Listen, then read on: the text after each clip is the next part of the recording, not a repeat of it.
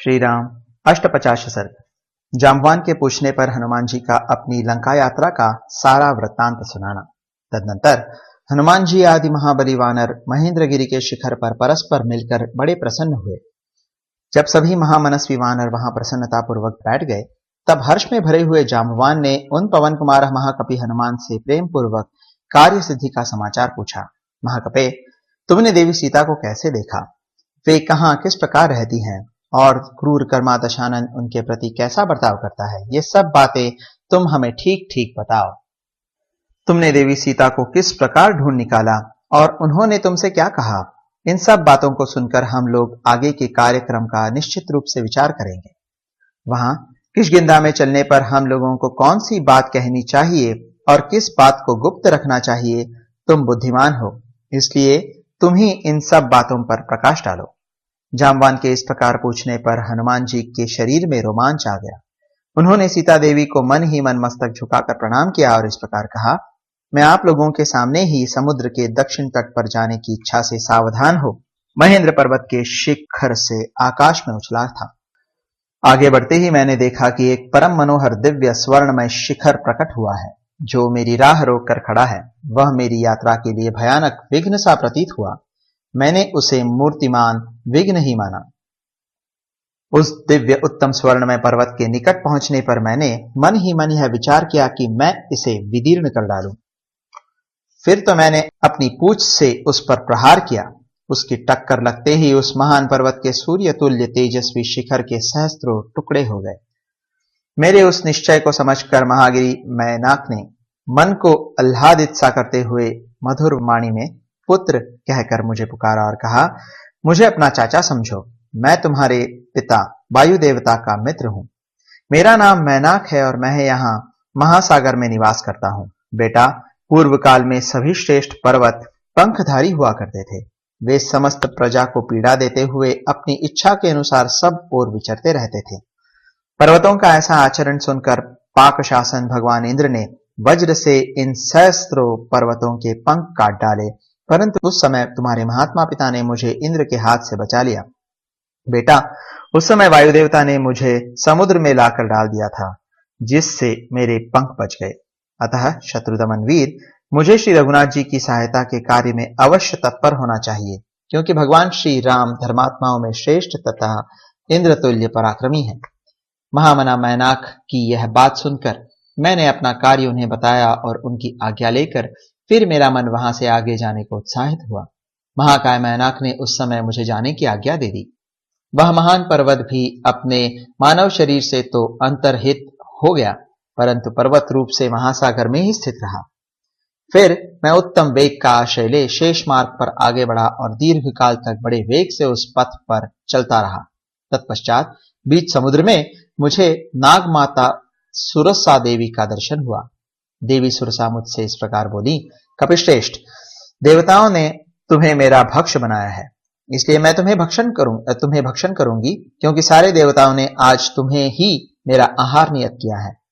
सुरसा के ऐसा कहने पर मैं हाथ जोड़कर विनीत भाव से उनके सामने खड़ा हो गया और उदास मुख होकर यूं बोला, देवी, शत्रुओं को संताप देने वाले दशरथ नंदन श्रीमान राम अपने भाई लक्ष्मण और पत्नी सीता के साथ दंडकारण्य में आए थे। वहां दुरात्मा रावण ने उनकी पत्नी सीता को हर लिया। मैं इस समय श्री रामचंद्र जी की आज्ञा से दूत होकर उन्हीं सीता देवी के पास जा रहा हूं।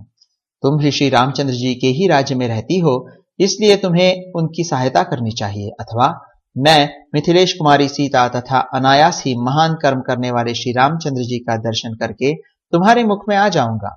यह तुमसे सच्ची प्रतिज्ञा करके कहता हूं।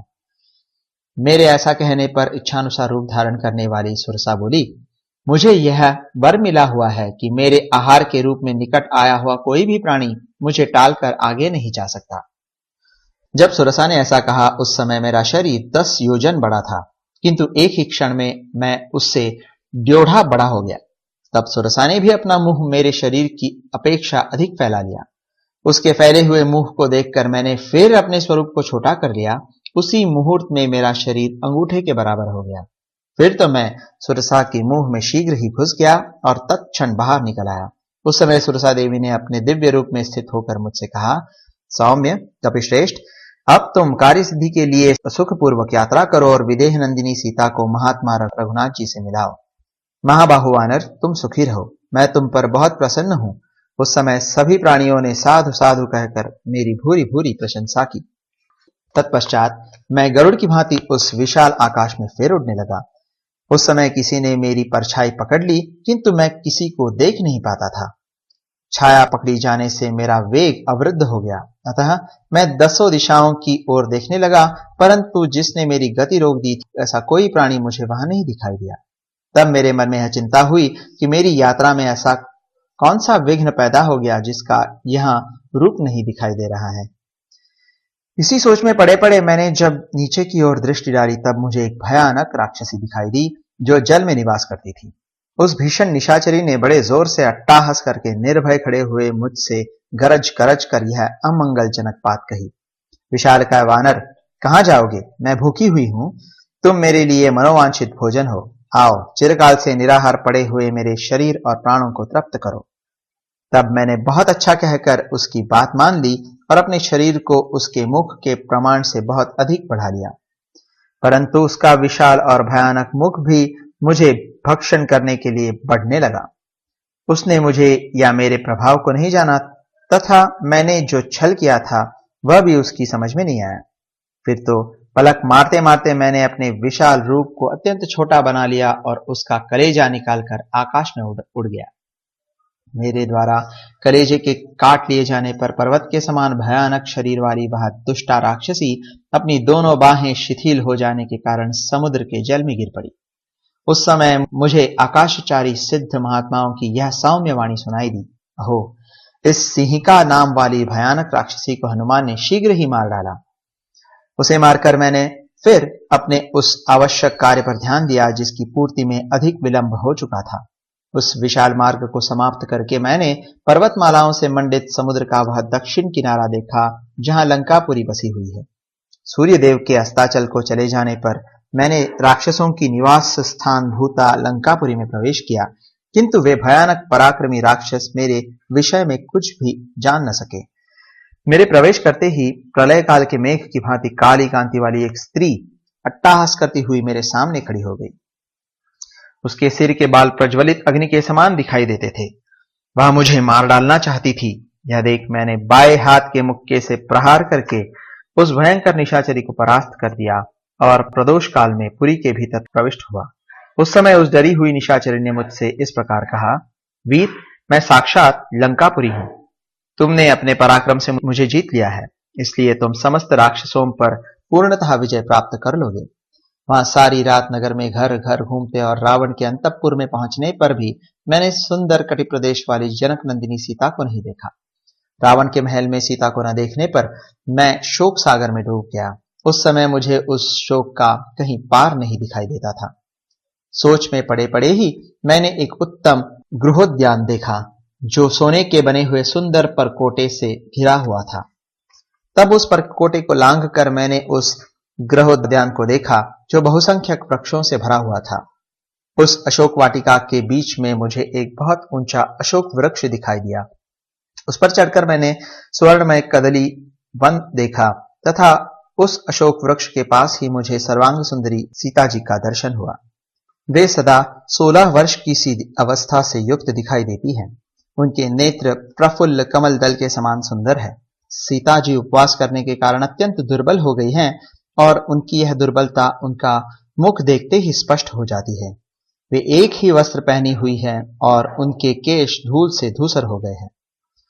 उनके सारे अंग शोक संताप से दीन दिखाई देते हैं। वे अपने स्वामी के हित चिंतन में तत्पर हैं। रक्त मांस का भोजन करने वाली क्रूर एवं कुरूप राक्षसियां उन्हें चारों ओर से घेर कर उनकी रखवाली करती हैं, ठीक उसी तरह जैसे बहुत सी बाघिनें किसी हरिणी को घेरे हुए खड़ी हों।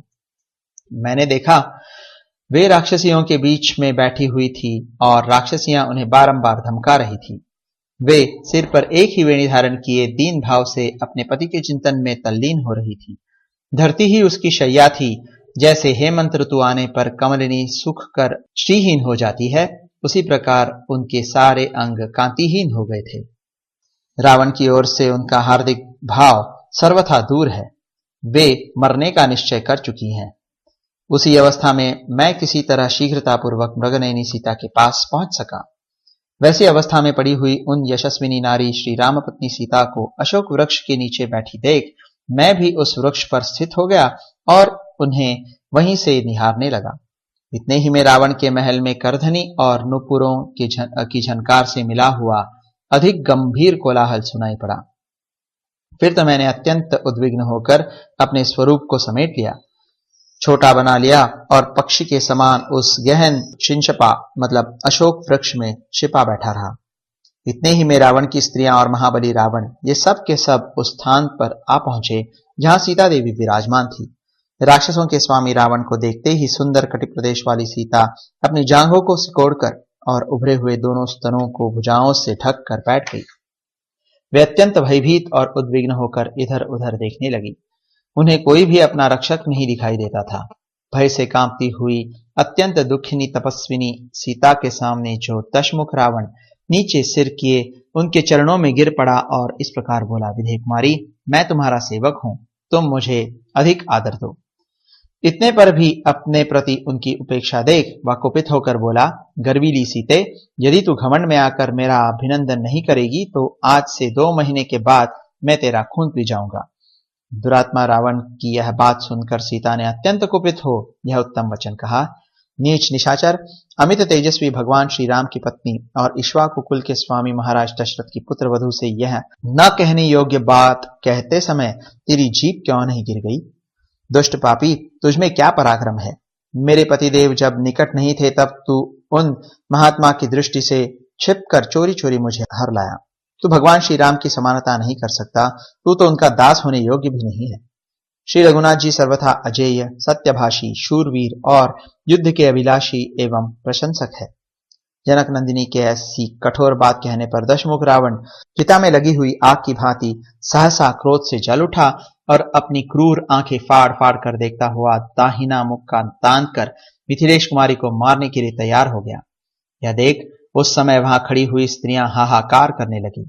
इतने ही में उन स्त्रियों के बीच से उस दुरात्मा की सुंदरी भार्या मंदोदरी झपट कर आगे आई और उसने रावण को ऐसा करने से रोका। साथ ही उस काम पीड़ित निशाचर से मधुरवाणी में कहा, महेंद्र के समान पराक्रमी राक्षसराज, सीता से तुम्हें क्या काम है? आज मेरे साथ रमन करो। जनक नंदिनी सीता मुझसे अधिक सुंदरी नहीं है। प्रभु, देवताओं, गंधर्वों और यक्षों की कन्याएं हैं, इनके साथ रमन करो। सीता को लेकर क्या करोगे? तदनंतर वे सब स्त्रियां मिलकर उस महाबली निशाचर रावण को सहसा वहां से उठाकर अपने महल में ले गईं। दशमुख रावण के चले जाने पर विकराल मुख वाली राक्षसियां अत्यंत दारुण क्रूरतापूर्ण वचनों द्वारा सीता को डराने धमकाने लगी, परंतु जानकी ने उनकी बातों को तिनके के समान तुच्छ समझा। उनका सारा गर्जन तर्जन सीता के पास पहुंचकर व्यर्थ हो गया। इस प्रकार गर्जना और सारी चेष्टाओं के व्यर्थ हो जाने पर उन मांस भक्षिणी राक्षसियों ने रावण के पास जाकर उसे सीता जी का महान निश्चय कह सुनाया। फिर वे सब की सब उन्हें अनेक प्रकार से कष्ट दे हताश तथा उद्योग शून्य हो निद्रा के वशीभूत होकर सो गई। उन सब के सो जाने पर पति के हित में तत्पर रहने वाली सीता जी करुणापूर्वक विलाप कर अत्यंत दीन और दुखी हो शोक करने लगी। उन राक्षसियों के बीच से त्रिजटा नाम वाली राक्षसी उठी और अन्य निशाचरियों से इस प्रकार बोली, अरे तुम सब अपने आप को ही जल्दी जल्दी खा जाओ। कजरारे नेत्रों वाली सीता को नहीं, ये राजा दशरथ की पुत्रवधू और जनक की लाडली सती साध्वी सीता इस योग्य नहीं है। आज अभी मैंने बड़ा भयंकर तथा रोंगटे खड़ा कर देने वाला स्वप्न देखा है। वह राक्षसों के विनाश तथा इन सीता देवी के पति की विजय का सूचक है। ये सीता ही श्री रघुनाथ जी के रोष से हमारी और इन सब राक्षसियों की रक्षा करने में समर्थ हैं। अतः हम लोग विदेह नंदिनी से अपने अपराधों के लिए क्षमा याचना करें, यही मुझे अच्छा लगता है।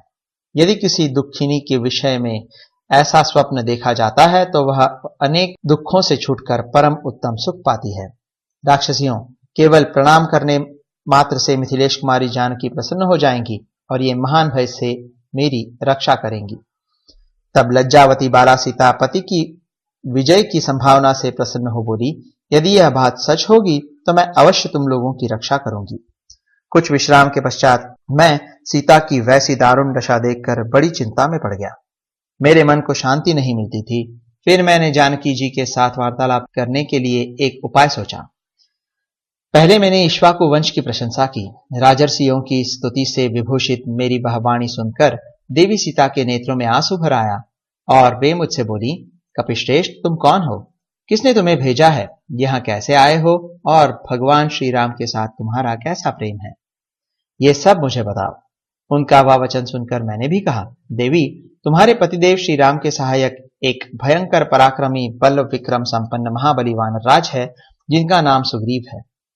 उन्हीं का मुझे सेवक समझो। मेरा नाम हनुमान है। अनायास ही महान कर्म करने वाले तुम्हारे पति श्री राम ने भेजा है, इसलिए मैं यहाँ आया हूं। यशस्विनी, पुरुष सिंह दशरथ नंदन साक्षात श्रीमान राम ने पहचान के लिए ये अंगूठी तुम्हें दी है। देवी, मैं चाहता हूं कि आप मुझे आज्ञा दें कि मैं आपकी क्या सेवा करूं। आप कहें तो मैं अभी आपको श्री राम और लक्ष्मण के पास पहुंचा दूं। इस विषय में आपका क्या उत्तर है? मेरी यह बात सुनकर और सोच समझकर जनक नंदिनी सीता ने कहा, मेरी इच्छा है कि श्री रघुनाथ जी रावण का संहार करके मुझे यहां से ले चले। तब मैंने उन सती साध्वी देवी आर्या सीता को सिर झुकाकर प्रणाम किया और कोई ऐसी पहचान मांगी जो श्री रघुनाथ जी के मन को आनंद प्रदान करने वाली हो। मेरे मांगने पर सीता जी ने कहा, लो, यह उत्तम चूड़ामणि है, जिसे पाकर महाबाहु श्री राम तुम्हारा विशेष आदर करेंगे। ऐसा कहकर सुंदरी सीता ने मुझे वह परम उत्तम चूड़ामणि दी और अत्यंत उद्विग्न होकर वाणी द्वारा अपना संदेश कहा। तब मन ही मन यहाँ आने के लिए उत्सुक हो एकाग्रचित्त होकर मैंने राजकुमारी सीता को प्रणाम किया और उनकी दक्षिणावर्त परिक्रमा की। उस समय उन्होंने मन से कुछ निश्चय करके पुनः मुझे उत्तर दिया, हनुमान, तुम श्री रघुनाथ जी को मेरा सारा वृत्तांत सुनाना और ऐसा प्रसन्न करना जिससे सुग्रीव सहित वे दोनों वीर बंधु श्री राम और लक्ष्मण मेरा हाल सुनते ही अविलंब यहाँ आ जाएं। यदि इसके विपरीत हुआ तो 2 महीने तक मेरा जीवन और शेष है। इसके बाद श्री रघुनाथ जी मुझे नहीं देख सकेंगे। मैं अनाथ की भांति मर जाऊंगी। उनका यह करुणाजनक वचन सुनकर राक्षसों के प्रति मेरा क्रोध बहुत बढ़ गया। फिर मैंने शेष बचे हुए भावी कार्य पर विचार किया। तदनंतर मेरा शरीर बढ़ने लगा और तत्काल पर्वत के समान हो गया। मैंने युद्ध की इच्छा से रावण के उस वन को उजाड़ना आरंभ किया, जहां के पशु और पक्षी घबराए और डरे हुए थे।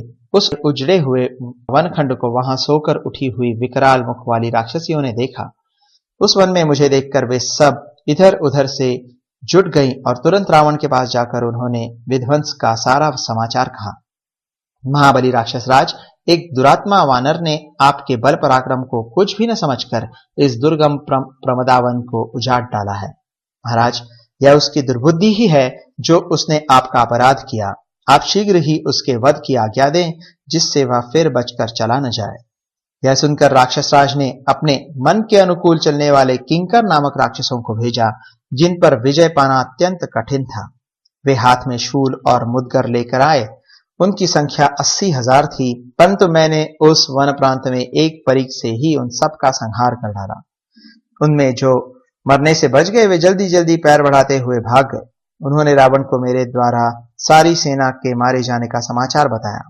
तत्पश्चात मेरे मन में एक नया विचार उत्पन्न हुआ और मैंने क्रोधपूर्वक वहां के उत्तम चैत्य प्रासाद को, जो लंका का सबसे सुंदर भवन था तथा जिसमें 100 खंबे लगे हुए थे, वहां के रक्षकों का संहार करके तोड़ फोड़ डाला। तब रावण ने घोर रूप वाले भयानक राक्षसों के साथ, जिनकी संख्या बहुत अधिक थी, प्रहस्त के बेटे जम्बूमारी को युद्ध के लिए भेजा। वह राक्षस बड़ा बलवान तथा युद्ध की कला में कुशल था, तो भी मैंने अत्यंत घोर परीख से मारकर सेवकों सहित उसे काल के गाल में डाल दिया। यह सुनकर राक्षस राज रावण ने पैदल सेना के साथ अपने मंत्री के पुत्रों को भेजा, जो बड़े बलवान थे, किंतु मैंने परीख से ही उन सबको यमलोक भेज दिया। सम्रांगण में शीघ्रतापूर्वक पराक्रम प्रकट करने वाले मंत्री कुमारों को मारा गया सुनकर रावण ने 5 शूरवीर सेनापतियों को भेजा। उन सबको भी मैंने सेना सहित मौत के घाट उतार दिया। तब दशमुख रावण ने अपने पुत्र महाबली अक्ष कुमार को बहुसंख्यक राक्षसों के साथ युद्ध के लिए भेजा। मंदोदरी का वह पुत्र युद्ध की कला में बड़ा प्रवीण था। वह आकाश में उड़ रहा था। उसी समय मैंने सहसा उसके दोनों पैर पकड़ लिए और 100 बार घुमाकर उसे पृथ्वी पर पटक दिया। इस तरह वहां पड़े हुए कुमार अक्ष को मैंने पीस डाला। अक्षय कुमार युद्ध भूमि में आया और मारा गया। यह सुनकर दशमुख रावण ने अत्यंत कुपित हो अपने दूसरे पुत्र इंद्रजीत को, जो बड़ा ही रणदुर्मद और बलवान था, भेजा। उसके साथ आई हुई सारी सेना को और उस राक्षस शिरोमणि को भी युद्ध में हतोत्साह करके मुझे बड़ा हर्ष हुआ। रावण ने इस महाबली महाबाहु वीर को अनेक मदमत्त वीरों के साथ बड़े विश्वास से भेजा था। इंद्रजीत ने देखा मेरी सारी सेना कुचल डाली गई, तब उसने समझ लिया कि इस वानर का सामना करना असंभव है, अतः उसने बड़े वेग से ब्रह्मास्त्र चलाकर मुझे बांध लिया। फिर तो वहां राक्षसों ने मुझे रस्सियों से भी बांधा। इस तरह मुझे पकड़कर वे सब रावण के समीप ले आए। दुरात्मा रावण ने मुझे देखकर वार्तालाप आरंभ किया और पूछा, तू लंका में क्यों आया तथा राक्षसों का वध तूने क्यों किया? मैंने वहां उत्तर दिया, यह सब कुछ मैंने सीता जी के लिए किया है। प्रभु, जनक नंदिनी के दर्शन की इच्छा से ही मैं तुम्हारे महल में आया हूं। मैं वायु देवता का औरस पुत्र हूं, जाति का वानर हूं और हनुमान मेरा नाम है। मुझे श्री रामचंद्र जी का दूत और सुग्रीव का मंत्री समझो। श्री रामचंद्र जी का दूत कार्य करने के लिए ही मैं यहाँ तुम्हारे पास आया हूँ। तुम मेरे स्वामी का संदेश जो मैं तुम्हें बता रहा हूँ सुनो। राक्षस राज वानर राज सुग्रीव ने तुमसे एकाग्रता पूर्वक जो बात कही है उस पर ध्यान दो। महाभाग सुग्रीव ने तुम्हारी कुशल पूछी है और तुम्हें सुनाने के लिए यह धर्म, अर्थ एवं काम से युक्त हितकर तथा लाभदायक बात कही है। जब मैं बहुसंख्यक वृक्षों से हरे भरे ऋष्यमुख पर्वत पर निवास करता था, उन दिनों रण में महान पराक्रम करने वाले रघुनाथ जी ने मेरे साथ मित्रता स्थापित की थी। राजन, उन्होंने मुझे बताया कि राक्षस रावण ने मेरी पत्नी को हर लिया है। उसके उद्धार के कार्य में सहायता करने के लिए तुम मेरे सामने प्रतिज्ञा करो। वाली ने जिनका राज्य छीन लिया था, उन सुग्रीव के साथ अर्थात मेरे साथ लक्ष्मण सहित भगवान श्री राम ने अग्नि को साक्षी बनाकर मित्रता की है। श्री रघुनाथ जी ने युद्ध स्थल में एक ही बाण से वाली को मारकर सुग्रीव को, मुझको उछलने कूदने वाले वानरों का महाराज बना दिया। अतः हम लोगों को संपूर्ण हृदय से उनकी सहायता करनी है। यही सोचकर सुग्रीव ने धर्मानुसार मुझे तुम्हारे पास भेजा है। उनका कहना है कि तुम तुरंत सीता को ले आओ और जब तक वीर वानर तुम्हारी सेना का संहार नहीं करते हैं, तभी तक उन्हें श्री रघुनाथ जी को सौंप दो। कौन ऐसा वीर है जिससे वानरों का यह प्रभाव पहले से ही ज्ञात नहीं है? ये वे ही वानर है जो युद्ध के लिए निमंत्रित होकर देवताओं के पास भी उनकी सहायता के लिए जाते हैं। इस प्रकार वानर राज सुग्रीव ने तुमसे संदेश कहा है। मेरे इतना ही कहते ही रावण ने रुष्ट होकर मुझे इस तरह देखा मानो अपनी दृष्टि से मुझे दग्ध कर डालेगा। भयंकर कर्म करने वाले दुरात्मा राक्षस रावण ने मेरे प्रभाव को न जानकर अपने सेवकों को आज्ञा दे दी कि इस वानर का मतलब मेरा वध कर दिया जाए। तब उसके परम बुद्धिमान भाई विभीषण ने मेरे लिए राक्षस राज रावण से प्रार्थना करते हुए कहा, राक्षस शिरोमणे, ऐसा करना उचित नहीं है। आप अपने इस निश्चय को त्याग दीजिए। आपकी दृष्टि इस समय राजनीति के विरुद्ध मार्ग पर जा रही है। राक्षस राज, राजनीति संबंधी शास्त्रों में कहीं भी दूत के वध का विधान नहीं है। दूत तो वही कहता है जैसा कहने के लिए उसे बताया गया होता है। उसका कर्तव्य है कि वह अपने स्वामी के अभिप्राय का ज्ञान करा दे। अनुपम पराक्रमी वीर, दूत का महान अपराध होने पर भी शास्त्र में उसके वध का दंड नहीं देखा गया है। उसके किसी अंग को विकृत कर देना मात्र ही बताया गया है। विभीषण के ऐसा कहने पर रावण ने उन राक्षसों को आज्ञा दी, अच्छा तो आज इसकी पूंछ ही जला दो। उसकी यह आज्ञा सुनकर राक्षसों ने मेरी पूंछ में सब ओर से सुतरी की रस्सियां तथा रेशमी और सूती कपड़े लपेट दिए। इस प्रकार बांध देने के पश्चात उन प्रचंड पराक्रमी राक्षसों ने काठ के डंडों और मुक्कों से मारते हुए मेरी पूंछ में आग लगा दी। मैं दिन में लंकापुरी को अच्छी तरह देखना चाहता था, इसलिए राक्षसों द्वारा बहुत सी रस्सियों से बांधे और कसे जाने पर भी मुझे कोई पीड़ा नहीं हुई। तत्पश्चात नगर द्वार पर आकर वे शूरवीर राक्षस पूंछ में लगी हुई आग से घिरे और बंधे हुए मुझको सड़क पर घुमाते हुए सब ओर मेरे अपराध की घोषणा करने लगे। इतने ही में अपने उस विशाल रूप को संकुचित करके मैंने अपने आप को उस बंधन से छुड़ा लिया और फिर स्वाभाविक रूप में आकर मैं वहां खड़ा हो गया। फिर फाटक पर रखे हुए एक लोहे के परीख को उठाकर मैंने उन सब राक्षसों को मार डाला। इसके बाद बड़े वेग से कूदकर मैं उस नगर द्वार पर चढ़ गया। तत्पश्चात समस्त प्रजा को दग्ध करने वाली प्रलयाग्नि के समान मैं बिना किसी घबराहट के अट्टालिका और गोपुरों सहित उस पुरी को अपनी जलती हुई पूंछ की आग से जलाने लगा। फिर मैंने सोचा, लंका का कोई भी स्थान ऐसा नहीं दिखाई देता जो जला हुआ न हो। सारी नगरी जलकर भस्म हो गई है, अतः अवश्य ही जानकी जी भी नष्ट हो गई होंगी। इसमें संदेह नहीं कि लंका को जलाते जलाते मैंने सीता जी को भी जला दिया और इस प्रकार भगवान श्री राम के इस महान कार्य को मैंने निष्फल कर दिया। इस तरह शोकाकुल होकर मैं बड़ी चिंता में पड़ गया। इतने ही में आश्चर्यपूर्वक वृत्तांत का वर्णन करने वाले चरणों की शुभ अक्षरों से विभूषित यह वाणी मेरे कानों में पड़ी कि जानकी जी इस आग से नहीं जली है। इस अद्भुत वाणी को सुनकर मेरे मन में यह विचार उत्पन्न हुआ, शुभ शकुनों से भी जान पड़ता है कि जानकी जी नहीं जली है, क्योंकि पूंछ में आग लग जाने पर भी अग्निदेव मुझे जला नहीं रहे हैं। मेरे हृदय में महान हर्ष भरा हुआ है और उत्तम सुगंध से युक्त मंद मंद वायु चल रही है। जिनके फलों का मुझे प्रत्यक्ष अनुभव हो चुका था, उन उत्तम शकुनों, महान गुणशाली कारणों तथा ऋषियों मतलब चारणों की प्रत्यक्ष देखी हुई बातों से भी सीता जी के सकुशल होने का विश्वास कर मेरा मन हर्ष से भर गया। तत्पश्चात मैंने पुनः विदेह नंदिनी का दर्शन किया और फिर उनसे विदा लेकर मैं अरिष्ट पर्वत पर आ गया। वहीं से आप लोगों के दर्शन की इच्छा से मैंने प्रतिप्लवन मतलब दोबारा आकाश में उड़ना आरंभ किया। तत्पश्चात वायु, चंद्रमा, सूर्य, सिद्ध और गंधर्वों से सेवित मार्ग का आश्रय ले यहां पहुंचकर मैंने आप लोगों का दर्शन किया है। श्री रामचंद्र जी की कृपा और आप लोगों के प्रभाव से मैंने सुग्रीव के कार्य की सिद्धि के लिए सब कुछ किया है। यह सारा कार्य मैंने वहां यथोचित रूप से संपन्न किया है। जो कार्य नहीं किया है अथवा जो शेष रह गया है वह सब आप लोग पूर्ण करें। इस प्रकार श्री वाल्मीकि निर्मित आर्ष रामायण आदि काव्य के सुंदरकांड में 58वां सर्ग पूरा हुआ।